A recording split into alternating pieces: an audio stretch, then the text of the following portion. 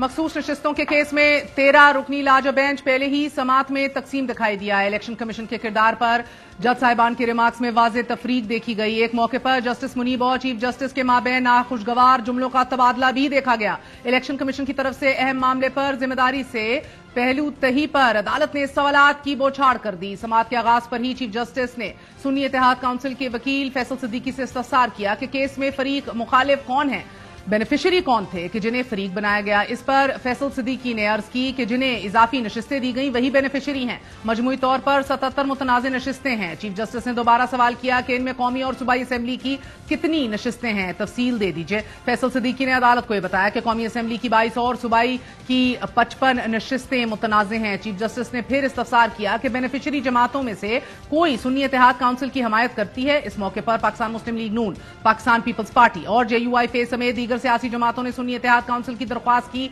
खुलकर मुखालिफत कर दी। सियासी जमातों की तरफ से मुखालिफत सामने आने के बाद जस्टिस काजी फाइज ईसा ने रिमार्क देते हुए कहा कि इसका मतलब यह हुआ कि आप सब इजाफी मिली हुई सीटें रखना चाहते हैं। इस मौके पर जस्टिस जमाल मंदोखेल ने लुकमा दिया कि आजाद उम्मीदवार तहरीक इंसाफ में शामिल हो सकते थे, कोई पाबंदी नहीं थी, मगर बल्ले के निशान वाले फैसले पर अवाम को मिस गाइड किया गया। वकील सुन्नी इत्तेहाद काउंसिल ने अदालत से अर्ज की कि उम्मीदवारों ने सर्टिफिकेट लगाया था, लेकिन इलेक्शन कमीशन ने कह दिया कि आप आजाद उम्मीदवार हैं। इस मौके पर जस्टिस जमाल मंदोखेल ने सवाल उठाया कि क्या इलेक्शन कमीशन को इख्तियार है कि किसी को खुद से आजाद डिक्लेयर कर दे, जब पार्टी भी कह रही हो कि हमारा उम्मीदवार है और उम्मीदवार भी यही कह रहा हो कि पार्टी को अपना ही कह रहा हो, तो इलेक्शन कमीशन का इसके बाद क्या इख्तियार रह जाता है। इन अहम तरीन सवालात पर जस्टिस अतर मिनल्ला ने नुक्ता उठाया कि क्या इंतखाबी निशान वापस होने से सियासी जमात तमाम हकूक से महरूम हो जाती है। जस्टिस जमाल मंदोखेल ने भी इस मौके पर सवाल उठाया कि क्या इंतखाबी निशान वापस होने के बाद आर्टिकल 17 के तहत कायम सियासी जमात खत्म हो गई थी। क्या इंतखाबी निशान वापस होने पर सियासी जमात उम्मीदवार खड़े नहीं कर सकती। तासुर तो ऐसा दिया गया कि जैसे सियासी जमात खत्म हो गई और जनाजा निकल गया। क्या ये अखज़ कर सकते हैं कि तहरीक इंसाफ बतौर जमात बरकरार थी और मखसूस नशिस्तों की फहरिस्तें भी जमा कराई थी। इस पर फैसल सिद्दीकी ने अदालत से अर्ज की कि तहरीक इंसाफ ने फहरिस्तें जमा कराई, लेकिन इलेक्शन कमीशन ने तस्लीम ही नहीं की। इस पर जस्टिस मंदोखेल और जस्टिस अतर मिनल्ला ने भी इलेक्शन कमीशन के किरदार पर सवालात उठा दिए। SIC was not a political party because it has neither participated in the election nor has won any seat। तो लिहाजा ये जो बहस है ये तो बिल्कुल ही सेकेंडरी हो गई जनाब। जब पॉलिटिकल पार्टी ही नहीं है, लिहाजा जो इंडिपेंडेंट कैंडिडेट्स हैं वो इसको ज्वाइन ही नहीं कर सकते। इंडिपेंडेंट अगर ज्वाइन भी करेंगे तो उसकी कोई अहमियत हैसियत कानून में नहीं है। आपसे गलती हो गई जी, आप नहीं थे पॉलिटिकल पार्टी, इनसे गलती हो गई। PTI ने खुद as a political party contest किया। क्या इलेक्शन कमीशन उस वोटर के राइट को सिक्योर करना उसका कॉन्स्टिट्यूशनल राइट नहीं है? द एपेक्स कोर्ट या इलेक्शन कमीशन ये अलाउ कर सकती है कि उसका राइट वायलेट हो?